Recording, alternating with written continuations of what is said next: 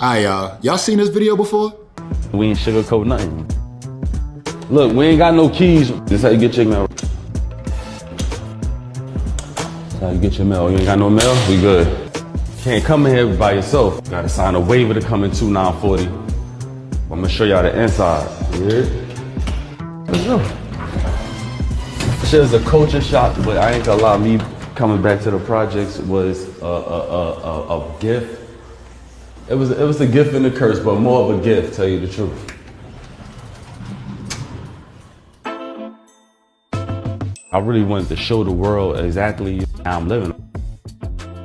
Being in the project is all a mental thing also, you know what I'm saying? But shit is definitely real. This is the kitchen right here and shit. This shit get lit at, take care of yourself. My last pantry I had in my crib is a whole room size. You know what I'm saying? But right now this is the pantry, you heard? Check out the amenities, man. Stainless steel appliances and all that. This is my office / closet room. Y'all might have seen this jersey right here. Y'all see this jersey right here?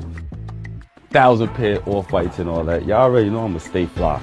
They're a little worn, so somebody got their ass bust when we wearing these.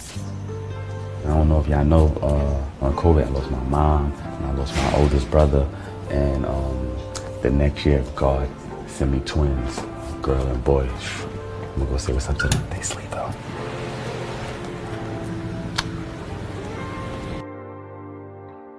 This is my twins' playroom right here.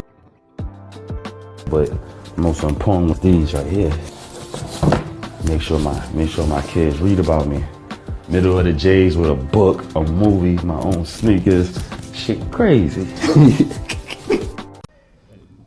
So, I'm sitting here watching this video about Sebastian Telfair, NBA player, and he's talking about how he made over 20 million during his NBA career, and now he's back in the projects. And he's not the only one. Like, you know, you heard the story of like Antoine Walker, NBA player from the Celtics, made hundreds of millions of dollars. That happens to people in the lottery too. Yeah, like, and even lottery winners. And you hear like the statistics, most lottery winners are broke within 2 to 3 years. And, you know, it really starts to pose the question, like, what the hell happened? Like, how do you go from having millions to nothing? And the reality is, it's really easy. So when you think about money, I'm gonna break it down in real simple terms for y'all. There's 3 steps to really, really being successful financially. You gotta make the money. Everybody focused on that.